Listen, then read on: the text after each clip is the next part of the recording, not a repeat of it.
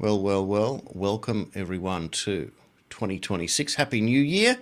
And we are coming to you from both Australia and the United States. Josh Bernstein, Happy New Year's Eve to you. This is the only new show you will see that comes to you from both 2025 and 2026. Welcome. That's right. Isn't that interesting? Yes. Happy New Year to you as well. I know it's already New Year's for you. We'll be celebrating here in a few hours, but Happy New Year to you and everybody in Australia and around the world. Well, thanks, Josh. It promises to be, of course, another big year, 2026. It, of course, will be the 250th celebrations in the US. So your party begins in what? Oh, I suppose it's 6, 7, 8 hours from now. You've got a year-long celebration. How do you think that's going to play out? Well, it has to be the year of accountability. That has to be the theme for 2026. If we do not see accountability in 2026, then we won't see it in 2027 or 2028 and beyond. So this is going to be an extremely important year for this country and for the rule of justice. And I am cautiously optimistic that we are going to see some accountability, and hopefully it'll start right away in the beginning of the new year. Well, this is the thing. Look, some people have said to me that you don't get a Nuremberg trial until after the war is finished. And therefore, this idea that we're going to somehow see arrests and accountability before that, if we're amidst a war, it's a little bit of wishful thinking. But of course, this is the big problem now, is that we're so impatient. And one of the terms that I've coined is the idea that we have become outcome narrative junkies. In other words, we kind of see the story of the day, the facts of the day, through a lens that satisfies our bias of what we believe will be the end game. And some will say that it's Trump being president. Some will say that it's the Q posts narrative, and others will come up with other meanings, etc. But what it's done is it's formed these sort of tribes, if you will, of people that stick to their bias no matter what. And one of the stories that I wanted to bring up with you today, and of course our audience, is this whole reaction to the Bondi massacre and how that's playing out. And what I'm noticing now is that the far left, and this is the terms again, because of course Anthony Albanese is more concerned with this far right than he is with Islamic extremism turning into violent extremism, radicalisation, etc., and the results of Bondi massacre. He's more concerned with the far right. But the thing is, if you call people a far right, that means there must be an existence of a far left, of those that dramatically oppose said far right. But the odd thing is, the far left and the far right are actually agreeing now on the same thing, on its anti-Israel sentiment that becomes anti-Jewish sentiment that therefore is, by definition, anti-Semitism. And anyone who is anti-Zionism, because Zionism is the new word that disguises anti-Semitism, because when you say that you're anti-Zionist, what you are is anti the existence of the state of Israel. Correct. And you're no different than a terrorist. That's right. So you're calling for the elimination of the state. And by extension, anyone who then within that wants to eliminate Jewish people, whether they be Israeli or Australian or anywhere else, such as the 24-year-old alleged killer, if you side with him, then you are an anti-Semite by definition. By any stretch of the imagination, there's no other way you can do that. So it becomes a very grey and murky area, and people hiding behind this Zionism concept. Now, you can be critical of any government in the world, and more governments are fighting against you to say that you can't do that. The Australian government, of course, with the Facebook posts, etc., and the UK leading the way in that regard. So all governments are protecting themselves. But what we learnt from the Bondi massacre is that the Jewish people, certainly in Australia, and the Israeli government are not the same. No Jewish person after the Bondi massacre called for any form of retribution or violence at all, none. And when do Jewish people retaliate ever? in this country, ever, do they retaliate. Never. Well, I've said this before. When they attack Jews, somehow it's justified. But when we fight back, as we did with Iran, it's a war crime, right? It's never going to be the same. It's not on equal footing. It's never going to be a situation where when we defend ourselves, we're called war criminals, but yet they're allowed to, go into a supermarket or, an eatery and blow themselves up and scream Allah Akbar, and somehow that's justified. But if we fight back against that, if we take out Iran's nuclear facilities and weapons and the Fordo facility and everything else, somehow we're committing war crimes.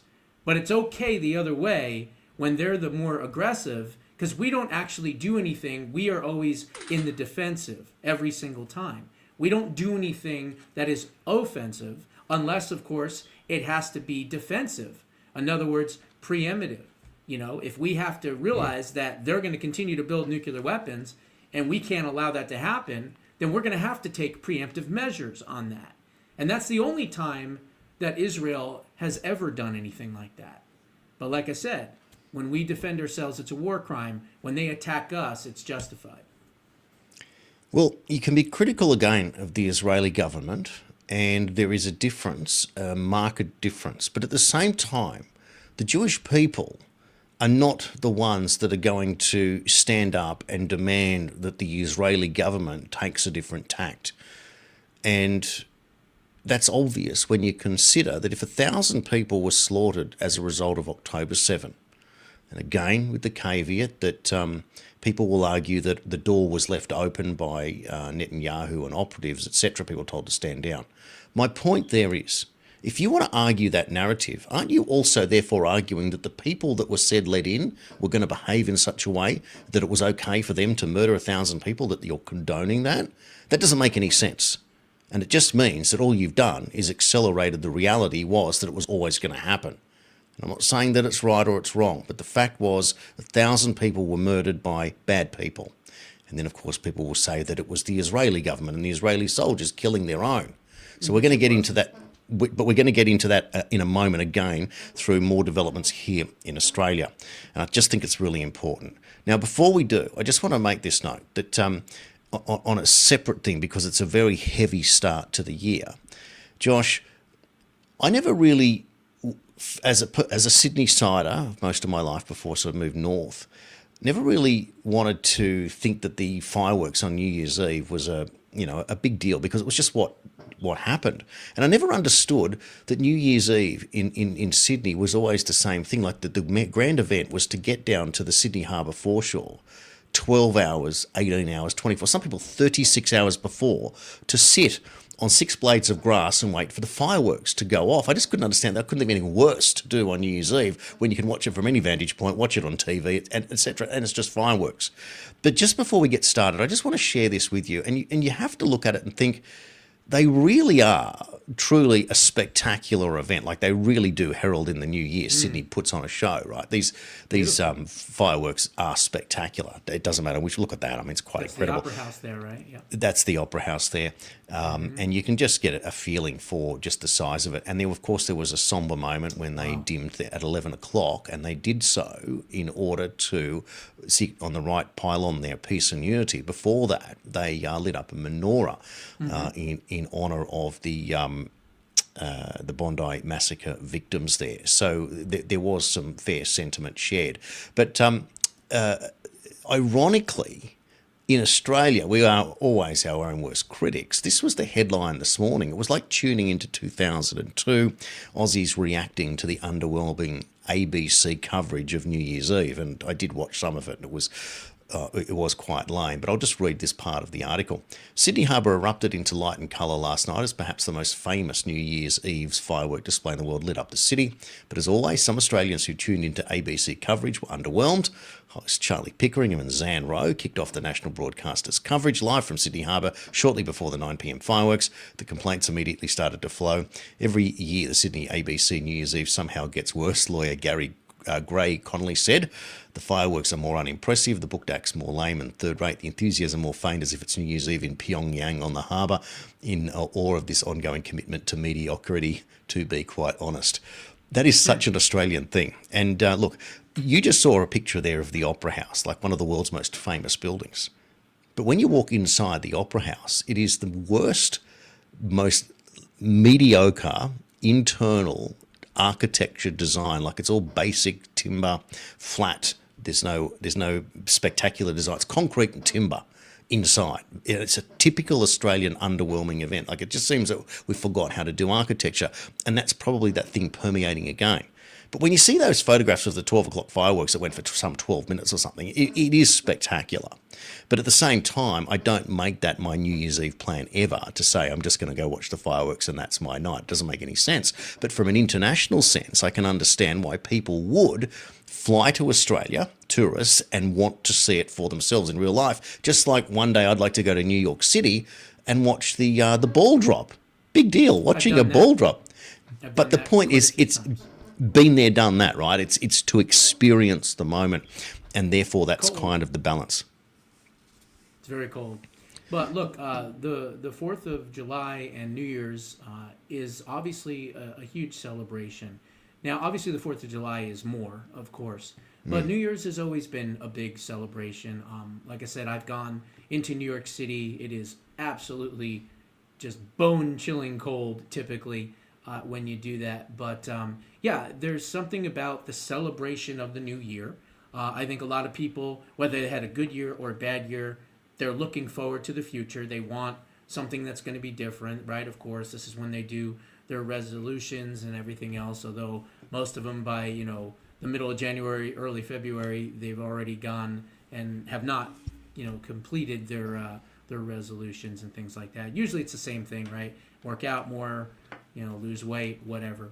But for me, for my resolution is I want to see accountability in the United States federal government, holding these people accountable. It's not really a resolution. It's just hopefully a wish that it actually happens. But look, I've never been to Australia. I've never been into that opera house. From the outside, it absolutely looks beautiful. I think the only times I've ever really even seen it in film is when my son was little and we were watching, Finding Nemo, and there's the scene with the opera house and the pelicans. But no, I'm sure it's beautiful. I think that a lot of these countries around the world that needed to celebrate New Year's and didn't, well, then they're letting the terrorists win. They're living in fear, and you can't live in fear. You have to be brave, and you have to go out, and you have to do certain things to show that you're not afraid. And I think when some of these countries pulled back their celebrations, they are allowing the radicals to win, and that's never good. This is the thing, isn't it? So Australia stood up for it and didn't back down yesterday. Now, Josh, what do you normally do on New Year's Eve? Well, on New Year's Eve, like for instance tonight, I'm actually going to go out and I'm going to do what we do a lot, which is like a midnight bingo thing. It's actually a lot of fun. And they actually have a flat amount tonight, which is nice. $1,200 for any game that you win. So that's kind of cool. So wow. I'll be doing that. But normally, I don't know, usually stay home for the most part. This is a year that I'm going out, which is kind of a rarity. Yep. And, but it's something that my wife and I have been enjoying for the last few years. Well, I recall in my lifetime sort of thinking that New Year's Eve was always a bit, underwhelming, and the crowds, etc., and the prices, and never really got into it. And I recall my most memorable New Year's Eve was as a young kid, maybe 10 or 11 years old. My mum was working the night shift as she did as a nurse, and my dad said, we're going to go out. And he took my brother and I, and I don't remember if my little brother was, maybe there was three of us. And we picked up a couple of family friends who were a little bit older than us. And so my dad took 5 of us down to Manly to the ferry, and we caught the ferry to Circular Quay, which is where the Sydney Opera House is. And we watched on a ferry the 12 o'clock fireworks as the ferry was on a 45-degree angle as everyone leaned one way to watch them. Oh, wow. I'll never forget it. And And it was my favourite New Year's Eve of all time. I don't even remember getting an ice cream or a drink. It didn't matter. But the fact that my dad took the kids out to watch the fireworks, and then we went home and got home late and saw my mum in the morning and told, I'd never forget it. It was my favourite New Year's Eve. So I've tried to work out with my kids how to, give them an experience that they would enjoy. So last night I tried to put it to the test. I think we did okay, actually. We went to one of our favourite local restaurants quite early, about 5:30, so that we could eat and be done by 7. And we got in the car and we drove north from Maitland up to a place called Fingal Bay in Port Stephens, this most beautiful beach. And we got there kind of as the sun was setting, and we went for a bit of a walk, walked in the water, and there were lots of people there, but not too many. It was easy to park. And once the sun set, we wandered up to a local shop and bought some ice cream and some drinks. And we got in the car, drove back to Shoal Bay, which is another famous destination, parked the car in the street, even though there were lots of people around, got a parking spot right where we wanted to. We got out, and then the Nelson Bay fireworks went off, to which we got to witness from a little bit of a distance without any pressure of traffic or crowds or anything like that. And we got in the car after we'd finished that, got home, I think, about 10:30. The kids scored a pool table for Christmas, so we had a bit of a pool competition whilst watching the ABC News coverage and getting bored with that and moving on. And New Year's Eve came and went. And, of course, we had the other customary thing here in Australia that every year, for some reason, our major free-to-air TV channel, Channel 9, plays the movie Can't Stop the Music every year before midnight, over midnight and onwards, and it's become another ridiculous Australian tradition. So that's what we did anyway. The kids had a ball, they were ecstatic, and I thought that was just a nice way that was to get out there to witness it, to see it with your own eyes, but then to sort of get home and through it. So anyway, that's my celebration, and I hope that those who are watching have had a wonderful New Year's Eve celebration. Happy New Year. And to those that haven't had it yet, the same thing. And it'd be great to hear your reports of what you get up to on New Year's Eve. So, Josh, here's the story I want to start with today, because this is kind of a reflection show as opposed to a full review of everything of 2025. And of course, here in Australia, we did have our 9/11 on December 14th at Bondi Beach, when 15 people were murdered. And what's become of it has become, well, it's just kind of odd, because the way, as I said, and predictable, as the way the far left and the far right are sort of merging. Let's start. I'm going to run through a series of graphics and I'll explain it as I go. So we start with this one from 2020. Anthony Albanese, in opposition, says this government doesn't believe in scrutiny, referring to the Liberal then government. They refuse to answer the most basic questions about their illegal robo-debt scheme. Australians deserve the truth, and only a royal commission will help us get the answers they deserve. Now, he then goes on to campaign that if elected in 2022, he will hold a COVID royal commission, which we all wanted, only to be elected and to change his mind again. Now, let's fast forward to today. This character, Michael West, a journalist covering the rising power of corporations over democracy, the former Murdoch journalist, 101,000 followers on X. He posts this. Can somebody please tell Murdoch shriekers on the Israelian, which is not a newspaper, but it's obviously referring to the Daily Telegraph, that New South Wales is having a royal commission into Bondi and the feds are fully cooperating. How many royal commissions do they want? Right? Right, so that's what he comes out with. So let's work through this. Stuart Bridges writes, perhaps you didn't read the Sydney Morning Herald yesterday. They're not Murdoch shriekers, obviously the Sydney Morning Herald, because that's the opposition, that's Fairfax News, and they are just as mystified about Albanese's actions post-Bondi as everyone else. So, Michael West, no longer a journalist by the comment, because now he's doubling down, he goes, used to work there, know exactly what their agenda is. Okay, Michael West. So now we get a reply. Someone called Energy Poverty is Coming Australia Michael West is well aware of this and playing to his minion, but let's spell it out anyway. The State Royal Commission is confined to state matters, local police, gun laws, etc. It cannot compel federal agencies like ASIO and the Australian Federal Police to hand over classified intel on radicalisation or national security failures. A federal Royal Commission can force full disclosure from Commonwealth bodies, cover nationwide issues and truly shine a light into every dark corner on counter-terrorism gaps. That's why victims' families and experts are demanding a Commonwealth one. The state inquiry alone leaves massive blind spots on federal roles.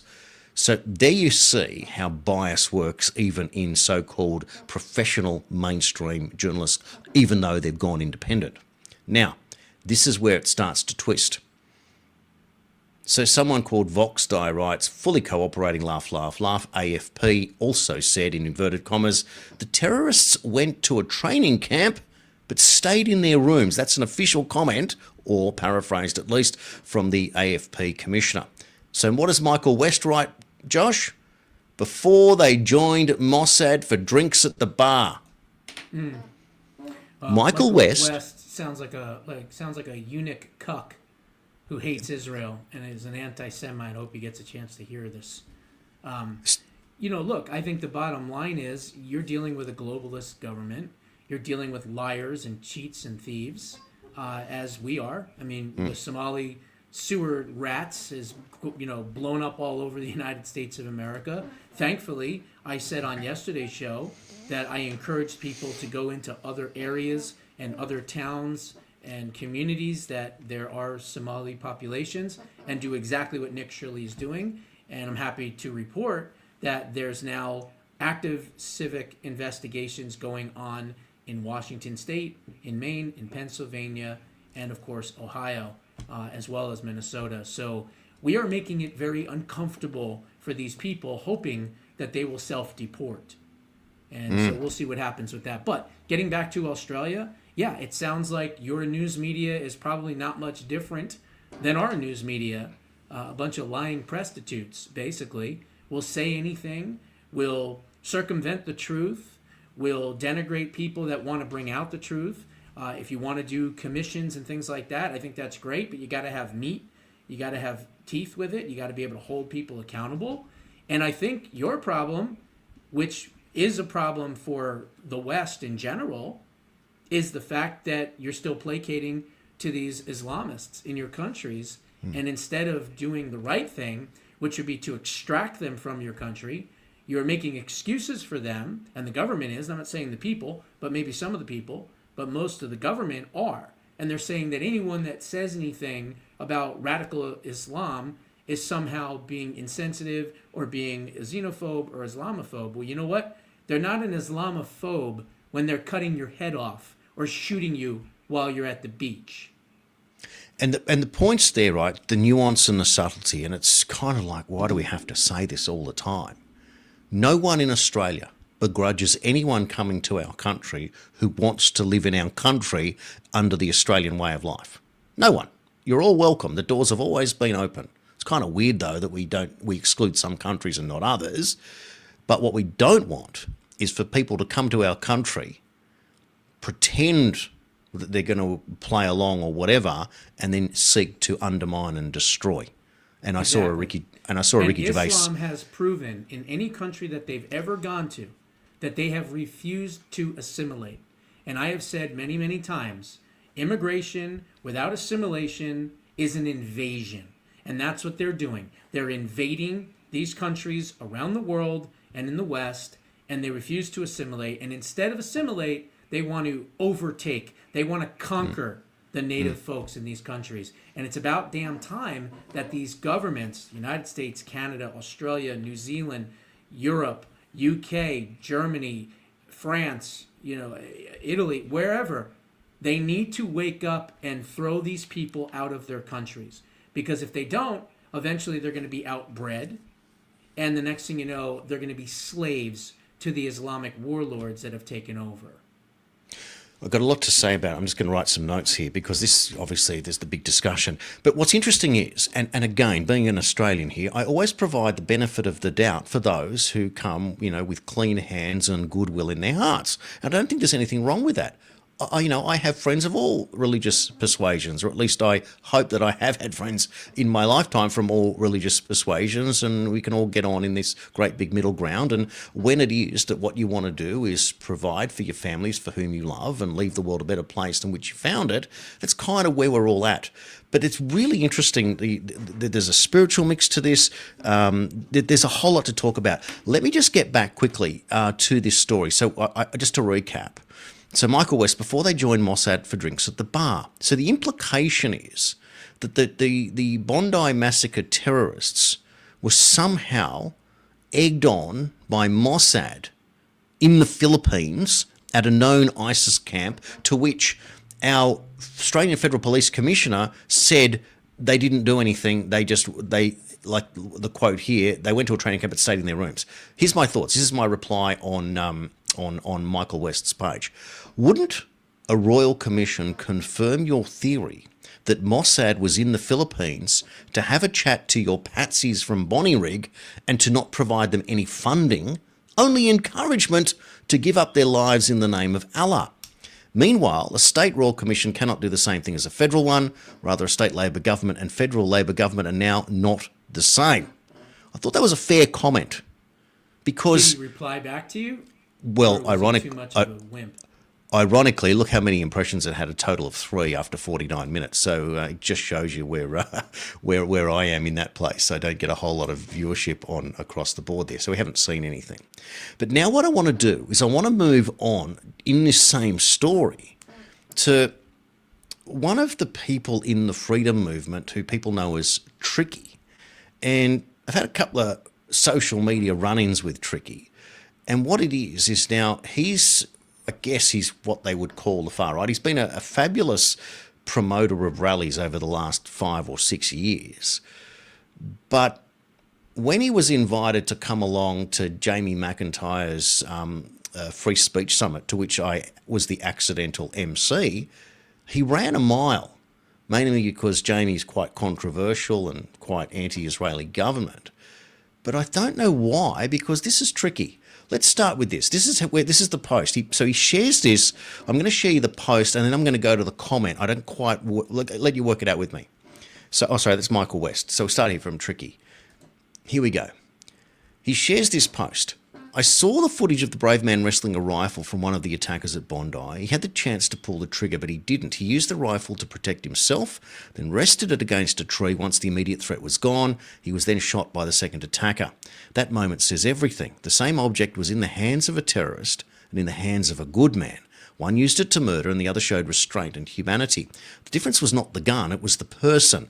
Changing and tightening gun laws because of this attack misses the point. This was a failure of vetting, intelligence and intervention. It was terrorism, not a consequence of lawful ownership. That is a perfectly reasonable post. So Tricky comes out with this. This hits the nail on the head. Okay, good start. But in reality, false flag events are designed as an excuse and to gain public backing to bring in preconceived charges under false pretenses. Gun restrictions which don't keep our people safe because law-abiding citizens, the people that follow the laws, don't commit massacres, but terrorists and legitimate criminals pay no attention to the laws regardless. Fair enough.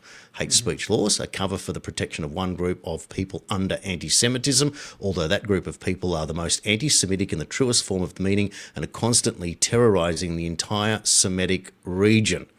All right, don't agree at all. Next, stronger push for digital ID for our safety. Don't know where that's coming from. That is what I call outcome narrative junkie comment. More surveillance under the guise of our safety. Well, that's always going to be a consequence. While innocent people died during false flag events, and that is an absolute tragedy, this was the most obvious and predictable false flag event of modern times. Or was it? Clearly part of pushing towards the globalist cartel agenda, and yet so many of the wake respond exactly how the puppet masters desire and play the blame game. I suppose it's easy to allow justification of your inner prejudices than to face the harsh truth of the country you live in. Bondi is part of the same plan, brought to you by the same perpetrators of 9/11, weapons of mass destruction, removal of Gaddafi, Christchurch massacre, COVID, mass vaccination, banking cartel, oil industry, ISIS, Al-Qaeda, digital ID, and pretty much the entire system that currently runs the world. How many are understanding this? I think Tricky has had a little bit too many mushrooms because what he's become is... Sounds like it. he's become a bias monster because everything points in the same direction and that's all he can see. So here's my response to Tricky, and we'll see if he responds, because last time he had a go at me and we had a bit of a go when he kind of just beat his chest, told everyone how good he was. So, Albo, under sheer weight of demand by Jewish Australians, right, which is what's happened, calls the Royal Commission, which he hasn't, gets massive support from the majority of Australians, and it reveals Mossad was the real perpetrator.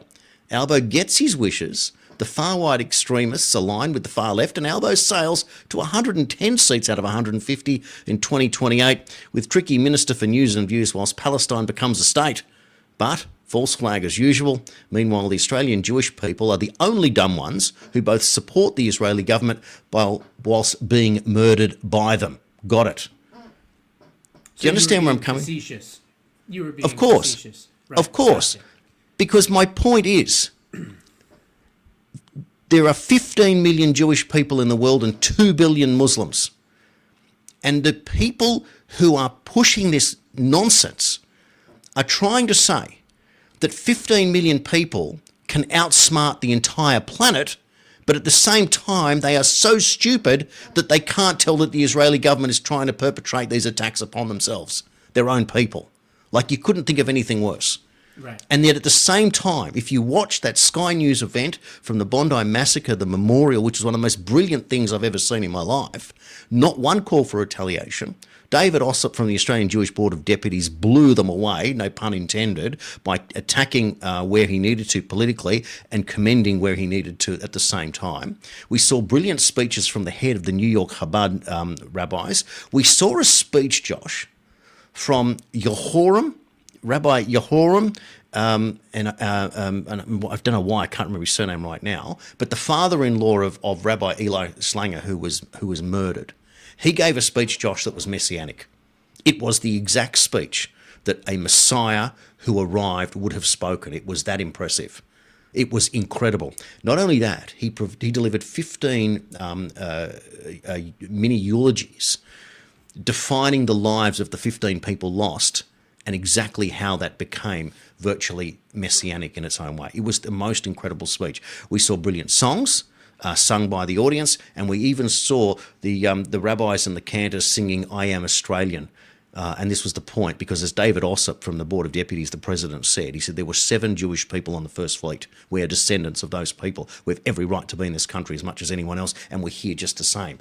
And the fact that you can use that to kind of say that these people are import or rubbish or something like that doesn't make any sense. So you can't say that they're both the smartest people in the world in an incredible minority, but also so dumb that they can't work out that they're being betrayed at the same time. It just defies logic. Well, here's my thought to that. First and foremost, we're tired of vigils. We're tired of candlelights. We're tired of speeches. We're tired of eulogies. The bottom line is this is going to continue because the anti-Semitism is allowed to continue. So, quite frankly, I would rather see some vigilante activities, if you want to know the truth, from the Jewish communities in Australia, in Europe, in the United States of America. I think we ought to push back as Jews. Because just like you said, there's only 15 million of us. And if we are so smart, we should be able to do certain things like that, such covert type of operations. God bless Mossad. Let me say that first and foremost, okay? And the IDF. Because they're the ones that got into Iran. And these people were sleeping in their beds, these nuclear scientists. They never knew what hit them. They were gone in instant, and it was simultaneously. Not to mention that, they also jammed all of the defense missile capabilities in Iran so that they couldn't even fight back. No stupid people are going to be able to do something like that. What about the fact that they blew up these Hama-Nazis, as I like to call them, with their own cell phones because they were stupid enough to order them online, where Israel controls everything in cybersecurity, and saw the orders and said, oh, okay, you want your phones? No problem. You want your beepers and phones? No problem. Here, we're going to put a little something extra in there for you, and blew them all up. So look, I want to see more of an aggressive vigilante type of attitude from Jewish Americans, Jewish Australians, Jewish UK members. I don't care. Because the bottom line is, if you don't keep pushing and fighting back, then eventually you're going to be killed. Because like I've said before, if they come after the Jews and they wipe out the 15 million of us, where are they going next? They're coming after the Christians. So Jews and Christians need to be united in a front against Islam. Well, we do see things differently because I just can't see the Jewish community ever fighting back in that way. And at the same time, I'm reminded Sadly, of the great late comedian Jackie Mason, who used to make a brilliant little joke when he would say, he says, the Israeli army are the toughest in the world, but the Jewish people, have you ever walked into a Jewish neighborhood and someone calls out, "Watch out, there's a Jew over there"? Nobody, never happens. He says, and ironically, he says, an Italian, you say something and he goes, ping, what did he say? He says, but whenever I get into a fight with an Italian, he says, I put him in a uniform and I say, fight now. Jackie Mason was brilliant. No Jackie Mason, he was a very, very funny man. So, and again, that is the point here, that we're so far off in the reality. But the Jewish people proved at that event, at the vigil, that they are not the same as the Israeli government. Now, let's talk about Iran briefly here. Not. Here's a headline from today's news, Josh. US President Donald Trump vows to knock Iran down. The regime is cracking, but foreign powers have other plans for the Islamic Republic. Now, I'm not a fan of Jamie Seidel. He writes as a freelance journalist for the Daily Telegraph, and he's often anti-Trump. So that's where the headline comes. But let's look into the article. A couple of quick grabs. Iran is revolting, writes Seidel, but the US and Israel are threatening to bomb it again. Anyway, the extremist Islamic State has entered into its fourth day of protests, triggered when shopkeepers from Tehran's Grand Bazaar took to the surrounding streets over soaring costs. Since then, shopkeepers, university students and civilians around the nation have begun airing their grievances publicly. The extent and suddenness of the outcry have caught the authoritarian government by surprise. We must help with all our might to fix the country. President Pezeshkian conceded that the growing expression of public anger was justified. Iran's currency has crashed by more than 50% over the past year, and many basic foodstuffs have soared in price. I've asked the Interior Minister to listen to the legitimate demands of the protesters by engaging dialogue with their representatives so that the government can do everything in its power to resolve the problems and act responsibly. Remember when that attack happened? Cover your ass, I want to stay in power as your dictator type of speech. But Look, I think we should be arming the Iranian dissidents. I think we need a campaign to get arms to the opposition so that they can overthrow their own government. And we don't have to be involved. And we don't have to drop bombs. And we don't have to do anything.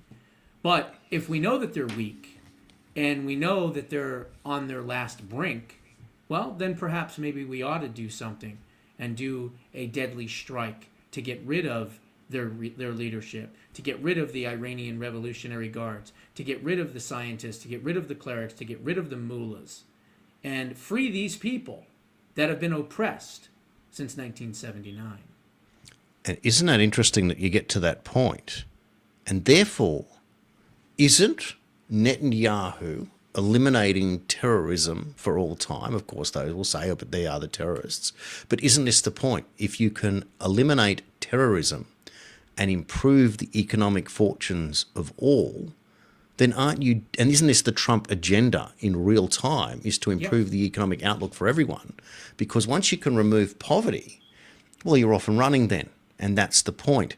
And didn't they say after the removal of the nuclear sites that it was about the Iranian people demanding regime change and not a foreign entity? And that's where we are. So this here... But the question then is, why won't or why didn't the Iranian people overthrow their government when it was weakest, when they were being attacked and having the nuclear facilities destroyed? You had a window of opportunity where Mossad and the IDF and everybody else were able to take out the leadership of the Iranian Revolutionary Guards, weaken them to a point where the Ayatollah was pretty much almost on his own. Why would we then allow that opportunity, or the people of Iran, for that matter, allow that opportunity to coalesce and get stronger again so that they can get back their footing? They should have attacked them right then and there. Well, I guess the difference is the approach in which for that to happen, because the call was for the people to do it for themselves. I guess it's no different from us saying, Which how do is we end where up with, we would come in to arm them, and so, arm the but opposition. Let and them this is take the it. and this is the old US style. And at the same time, one would wonder, why isn't Trump coming to Australia's aid? At the same time, when we have a globalist person in power such as Anthony Albanese, but the people need to work it out for themselves. And I think that The therefore problem is opens. Australia doesn't have a Second Amendment, or you would have. That's But the problem. here's And where it now gets with the interesting. Bondi situation, you just passed more gun laws, right? Well, of course, and they've kind of diluted again, but they haven't taken away the right to own a weapon. But at the same time, it's a false economy, because, as was explained in those earlier graphics there, you saw the difference between a good man and a bad man with the same weapon, and there's different outcomes. So it certainly wasn't the gun, and it's kind of obvious there, and it's just a shame that there isn't that necessary to debate. Meanwhile, we arrive at this scenario now where we have to determine where we go next. And I think this is the key for me in 2026, is working out where the political loyalties lie in our country. And it's, I think, the direction that we'll be taking here when I start looking forward on that and how we consolidate at that point. There's stuff that you agree on and stuff that you don't, and that's politics. But the idealism component, expecting people to get on board with these people writing these ridiculous analyses, where you just saw I explain how the far left and the far right are working together now for the same ridiculous outcomes, doesn't make any sense. So there has to be a middle ground. So I'm going to give the last word on this particular subject. I'm just going to call it up here. This is to Barclay McGain, who is, I guess he's a personal friend now, somebody I've known for a long time. I think he's only about 25, 26, 27, something like that. He wrote this story on this particular, on the jihadist. This is Wissam Haddad. He's a jihadist preacher from Western Sydney who is said to have radicalised Naveed Akram, one of the Bondi shooters that killed 15 innocent people on December 14. Multiple associates of his have departed the country to go fight for Islamic Jihad against Australian troops. He was born in Australia, but both parents were born in Lebanon before migrating here in the 1980s. Under Lebanese law, he's entitled to Lebanese citizenship, meaning he can be easily deported from Australia. In fact, in 2014, he publicly declared or dared Australian PM to rip up his passport, that being Tony Abbott. My question, Barclay writes, is what is it that the Australian people gain by continuing to allow this guy to remain here?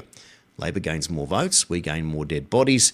Is that what Albanese meant by diversity is our strength? If our government can't conclude that this guy and people like him must be deported, then we are truly Interesting call there from Barclay. Very, very interesting. He's willing to say what needs to be said, which Albanese is a globalist shill for Islam.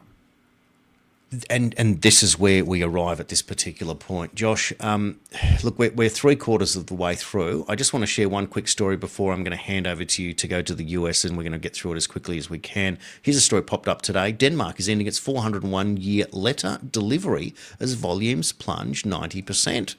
So, Denmark's postal service, which has been going back to 1624, has said that letter delivery has become unsustainable.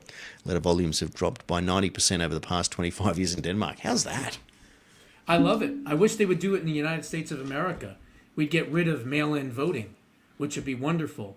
A big problem that we have in the United States is people mailing in their ballots. Well, there's no oversight on that. They send out ballots to people that are already dead. They send out ballots to people that have moved out of state. And then you have all these extra ballots out there, and they're coming from the mail. So I love Denmark and what they're doing right now. I would love to see it happen in the United States of America. Who the hell needs snail mail anymore anyway? Everything's done digital. Everything's done by email and text messages and everything else. How many people have their bills set up to be paid monthly online? So why are we still doing snail mail? What, for grandma's $8 check? I mean, seriously, it doesn't make any sense. So I would love to see what happened in Denmark happen all around the entire world. I mean, look, we just got rid of the penny, finally, right? That hasn't been doing much for anyone at all for the longest time. So I want to see it end, but I want to see it end for other reasons. I want to see it end because it will eliminate the Democrat Party in America's number one or number two way that they steal elections, and that's by using votes by the mail. Just quickly, Josh, you just mentioned the penny. I just want to make a couple of quick observations here in the financial circuit. There's been much talk over the last week or so about the boom in the price of silver and, by extension, the price of gold, which has been booming. Now, silver's had its best year, I think, of all time, and it did reach all-time highs. But just a quick report on that. Here in Australia, and I noticed this a couple of days ago, whilst all of the bullion dealers are technically closed. One of the local dealers, ABC Bullion, still trades with a 24-hour market. Now, markets rested at 119 Australian dollars an ounce for silver around the Christmas closure period. 119 Australian, I think it's 75 to 80 US dollars, somewhere in that range. Now, after they closed, you can still buy silver on the ABC Bullion website. The price of silver went up to $139 an ounce in the next few days. It meant that a 1 kilo block went from about $4,000 to about $4,800.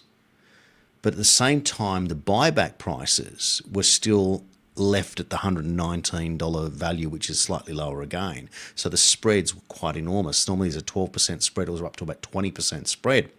Well, since then, since New Year's Eve, the price of silver has now plummeted on the ABC Bullion website to $109 an ounce. It's dropped $30.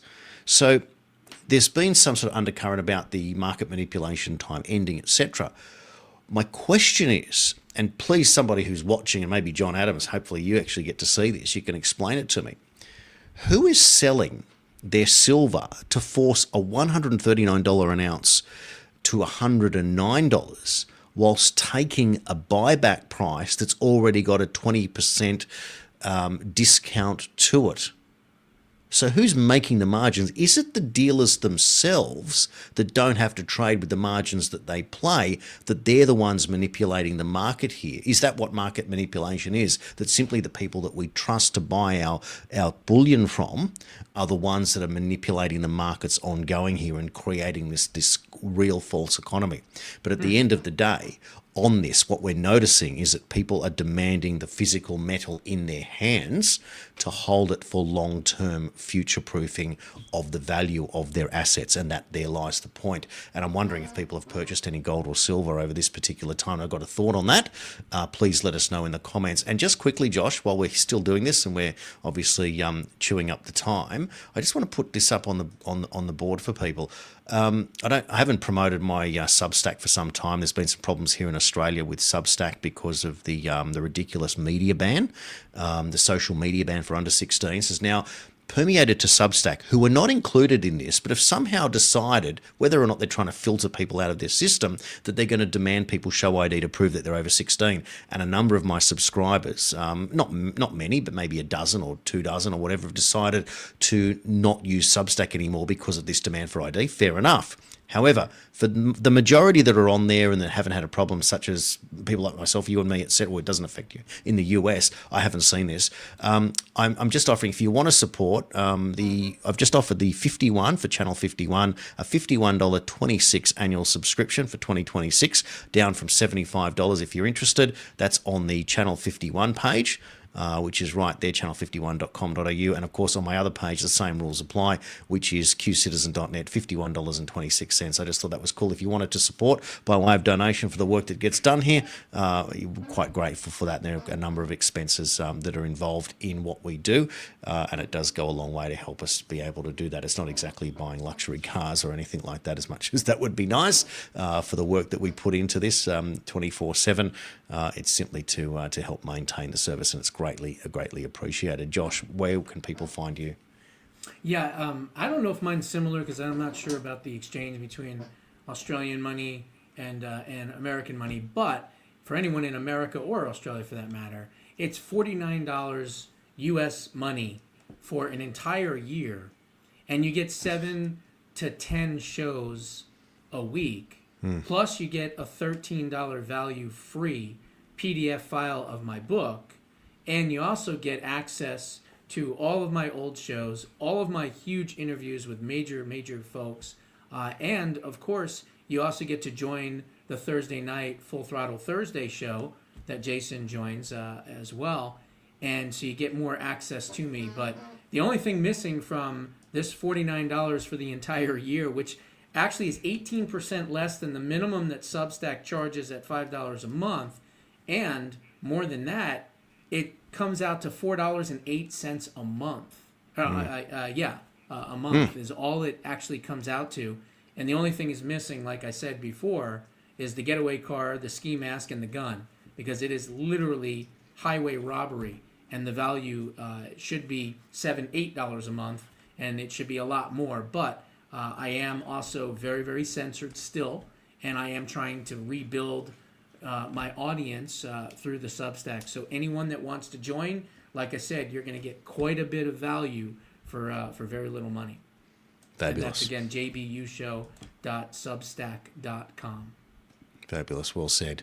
Now, we're going to get a report now, because I want you to talk about, you briefly touched on with the Somali story, but this idea of attacking the messenger, Nick Shirley here, and trying to call it out and excuse and justify yet again.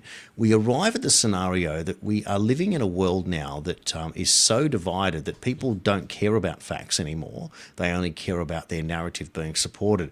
And I'm going to get you to talk about it. I'm just going to put some pictures up on the screen. This has come from the White House today. They're celebrating the end of year with some photographs coming out of the White House, and I think they kind of called different parts of what's happened in 2025, which started effectively with the inauguration in the Rotunda, and then we saw some other pictures throughout the year involving the president of the US.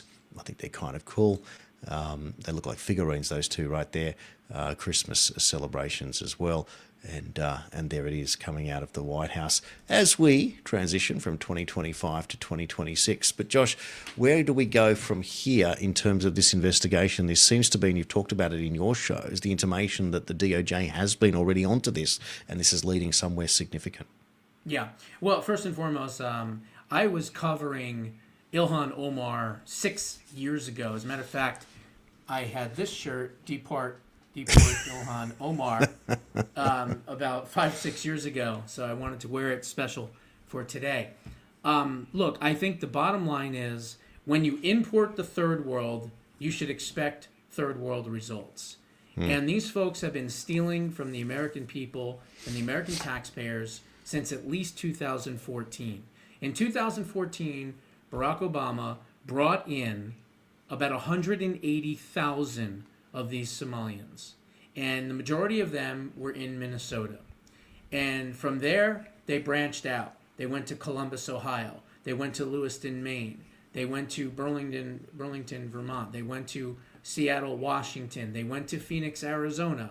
They went to all these other different locations, and they spread out around the country. And there's about 260,000 of them in the United States. And that is 260,000 too many, as far as I'm concerned. They do not bring any value to our country. You know, I talk about the old, value versus cost. They are costing us much more than the value that they are bringing. So why on earth would a country want people in their country that are costing them more than the value they're bringing in? That's the argument. And quite frankly, God bless Nick Shirley for doing what he did, because it opened up the floodgates. And now we're hearing that they're looking into all these other areas. And again, I've said this. I think this is 18 states wide, and I think it's over $100 billion in fraud.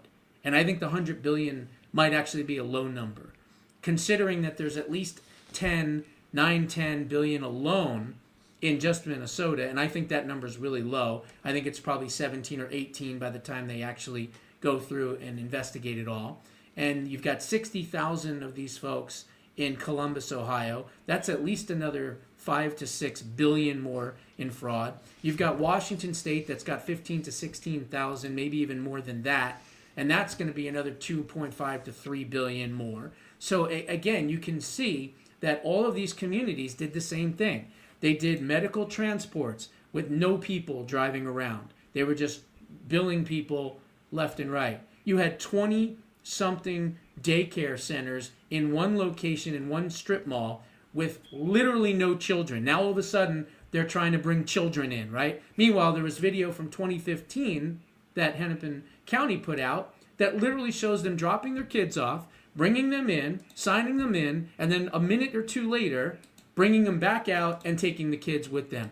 But it doesn't matter because Minnesota and the rest of these blue states don't care because they were getting paid for it. Everyone was getting paid. When you had $100 million going through the international airport in Minneapolis, St. Paul, and the TSA agents looked the other way and not said a word in all these years, they were on the take, okay? When the police in Minnesota showed up to go after Nick Shirley instead of stopping the fraud, those police officers are on the take, okay? All the Democrat politicians in the state of Minnesota, all of them are on the take. The governor, the mayor, all the rest of them. They're all getting money or votes for allowing this to happen. The good news is that when they shut down the government, in particular, the Democrat shutdown, the Schumer shutdown, exposed everything. Because once it was shut down, we were able to look into SNAP, we were able to look into Minnesota, we were able to look into other things, and all of a sudden, what they were hoping was going to happen, which was to stop Trump, all it did was exacerbate the situation for them. And now you have the investigations happening, Homeland Security investigations. You have James Comer and the House Republicans doing their own investigations. DHS is doing investigations. The FBI is on the ground doing their investigations. It's all happening. And the grift is over because even Health and Human Services said, sorry, that's it. No more money, no more funding to any state, not just Minnesota. No more funding to any state unless you go through a vigorous verification and check process before you get any money. And remember, $185 million was going to Minnesota alone. Unchecked, didn't even care. They didn't see a roll call of students. They didn't see names of students. They didn't see hospitals. They didn't see anyone. You got home health care centers all in the same building with no doctors. The grift is over.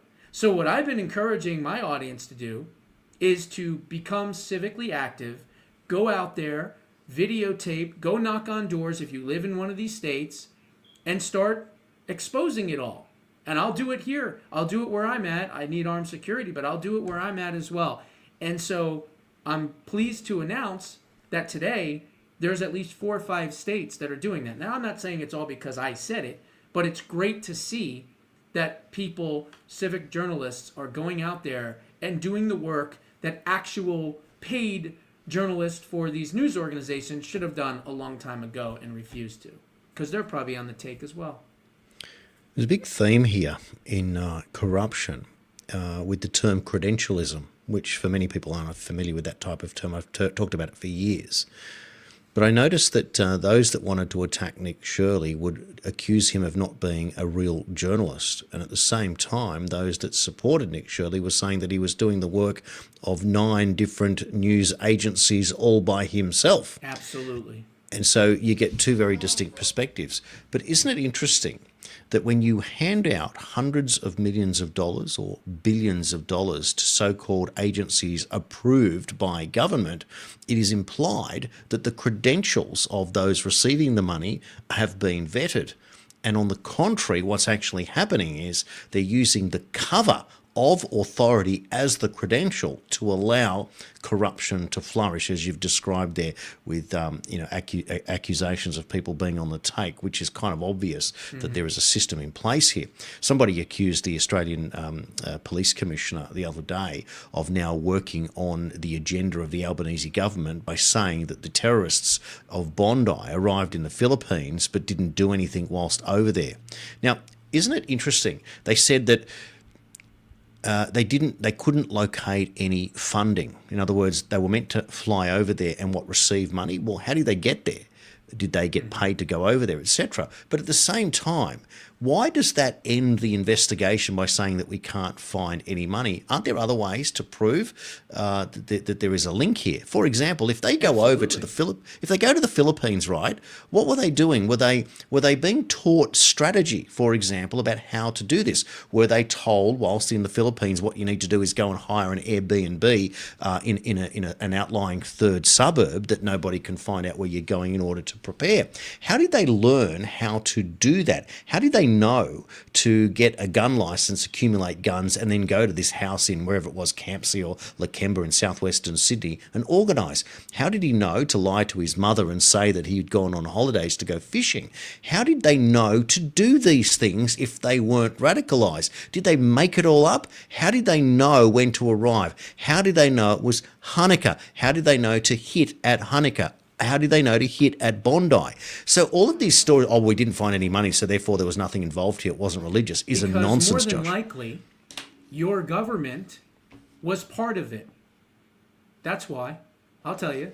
And your police might have been part of it too. Because here's the thing. If they really wanted to find out where everything was, it'd be very easy to do. The father is dead. The son's in jail, right? He was injured and shot, right? But I guess he survived.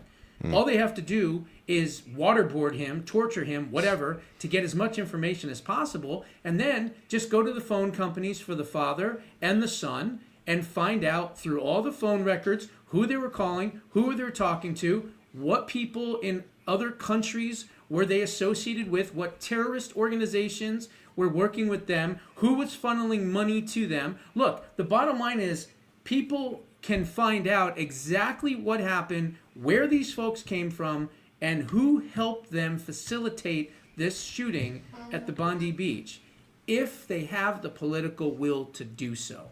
The problem is, just like in America and elsewhere, is that if you dig too deep, you're going to end up finding the dirt on you, meaning the government. And I think that that's what's happening here. And then, of course, the other scenario is that people are arguing that this is going to lead to digital ID. Now, let's get serious about it. But let's get serious here. Never let a good crisis go to waste, right? That's all right. So, but let's get serious. The ASIO identified the 24-year-old. They also knew the father had the gun license and identified, and also is not necessarily a 100% Australian citizen, the father, right, comes from India. They then drop that. They drop it. They're not interested anymore officially, but maybe they do know officially, right? This is the questions that people have got. Therefore, if they could identify the ISIS links earlier on, if they can identify the Philippines, then they have no excuse whatsoever to say, in that sense, because these people are on a hot list, that we are no longer surveilling or keeping tabs or monitoring the behaviour of these two people. And then justify that the only way we could have done that is to monitor everyone. That is a total nonsense. You could not monitor two genuine suspects, but now you think monitoring 27 million people is going to be able to do it through your AI systems? It's an absolute nonsense. It's a non-argument whatsoever. And I don't support the idea that these people are going to go straight down digital ID pathway, because we're not that flippin' stupid. Even though we're told that the people who are controlling the world are that flippin' stupid at the same time. Remember, tyranny is sold as convenience, number one. Yep. And number two, they may not mandate it. I've said this for many, many years. They may not mandate digital ID, but then they might say, well, you don't have to have digital ID, but if you want to go to the grocery store, if you want to drive your car, if you want to go to school, if you want to go to work, if you want to do this or that, well, then you're going to need it. Otherwise, you can't live in society. This is what they do. This is what the globalists do. They say, we're not going to mandate it, but if you want to do all the things that you normally do, you're going to need it. And that's what the left does, and that's what the globalists do. But the bottom line of what I was saying before, and what you were pointing out with some of these folks in these different articles that you were putting up, they were talking about false flags. Now, of course, I don't mean false flags as far as Israel did this or anything like that, and that's not what I'm talking about. But false flags as far as Was the government involved? Did the government use this in order to erode more of the gun rules and laws in Australia?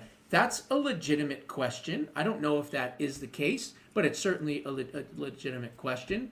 Now, in America, we have something called a FOIA, Freedom of Information Act request. I don't know Australia. I don't know if you have the ability to subpoena records from your government and things like that as an individual citizen or not. I don't know. We do. I'm assuming you probably don't. If No, you we do. We do. Yeah. You do? Yeah, but they're very, very good at obfuscating Because from the then realities. you could subpoena through FOIA requests or whatever you guys call it, and you can try to get some of this information. What you need is pushback from the Australian people against the government. And the people in the government need to be fearful of the people. I always say this all the time. When the people fear the government, there is tyranny. When the government fears the people, there is freedom. And that's the difference. And that's why we have a Second Amendment here in the United States. And God, I wish you guys did as well, because you wouldn't be living under the conditions that you are being subjected to.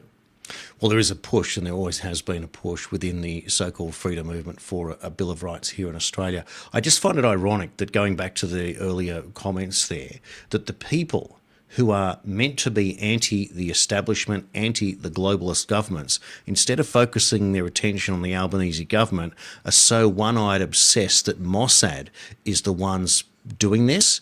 Just defies the logic. And at the same time, they stand on this bandwagon of Australia, Australia, Australia, Australia. They never talk about US politics. And the only time they ever go international is to look at Israel and blame Israel for all the woes of the world. It just doesn't make any sense. And I'll say this point, Josh, that there is not a person in the world that doesn't want to take out the bad people from all organisations. Everyone has a problem with banking cartels that do bad things to people. But at the same time, that doesn't tar and brush the nationality of all the people who share that belief system. It just doesn't make any sense. And it's the same reason why we talk about radical Islam versus Islam and providing the benefit of the doubt there. And at the same time, people will argue that there is no radical Islam at all and that it's just being racist. But at the same time, it's saying that the average Islamic person is not the one that is calling out radical Islam, and that's why it's blurred, just the same as Jewish people aren't going to call out the Israeli government just the same, despite them proving last month at Bondi at the Vigil that the Jewish people of Australia are nothing like the Israeli government, and therefore that's where we are in all of this. It's been, Josh, a fabulous start to an end 2025 and to the start of 26 with our show today. But I want to give you the last word and give you the platform for anything that you need to cover in the remaining few minutes. Well, I was going to say, there's about 2 billion Muslims in the world, okay? And this argument that there's a difference between radical Islam and Islam, if that is indeed the case, let's just say that there is a difference. I don't think there is, but let's just say that there is. Well, let's say that 25% of all of Islamists and Arabs are radicalized. That's 400 million radicalized Islamists. 500 million, in fact, yeah. 500 million, whatever it is. Yeah, the math. 500 million around the world. I'm sorry, but that's why I say there's not much of a difference, because if there's 500 million that are radicalized, well, what happens to the remaining 3/4? Are they just going to be silent? Are they going to fight back? Or are they just going to be quiet and just allow the 500 million to be the central focus point of the religion? If they truly say it's a religion of peace, then why aren't they coming out as peaceful Muslims against their extremist elements? They're not, and they haven't been. That's the difference. It's interesting you make that point. Someone made the exact same point to me the other day. They said, imagine if there is 1 million Islamic believers living in Australia and 1% are radicalised. That's still 10,000 people. What if it's 0.1%? That's 1,000 people. And therefore you lie at where you are. And then you make the same comparison. Show me the Jewish retaliation in Australia. Again, that there being the point. Josh, look, terrific start. Happy New Year for you in a few hours' time. As well, and to all the wonderful patriots in Australia and around the world. God bless you all. And look out for Josh's work at jbushow.substack.com, and he's going to have some new work coming out this year. I too will be making some announcements in the coming days, possibly weeks, of a few different directions that I'm going to take this year, some of which are in the works still, others that will evolve in good time. And the point is that here in the independent media, you have to reinvent all the time. It's about trying to engage as many people as you can to come to a central place of facts with some opinion that improves the lives for all of us, for which the lands in which we live and the planet as well at the same time. We're not here to make things worse. We're here to make things better. At the same time, we're dealing in a world of corruption, overruled by credentialism, and we have one great disruptor in the highest office in the world, and that's what Josh and myself have been doing, along with some of our friends and colleagues who we work with, to report on that in real time and not lose out on the idea that just because President Trump goes in a different direction to what we expect, that he's suddenly the bad guy. The enemy of my enemy is my friend, and that's where we're looking at all here. And I hope that many of us can continue down that pathway and realise in 2026 that we work towards something. And if it all fails, well, we've got a brand new battle at the end of 26 going to 27 after the midterms. It will be a very, very different world, but we are a long way off from there, and that is the point. As Alan McGilvray would say in the cricket, the old cricket commentator, don't worry about what you think is going to happen, watch the next ball, and that's what we're doing. See you all on the next show. And as one of my late great mentors, the late Barry Farber, would always say, keep asking questions. Well said. See you next time. God bless.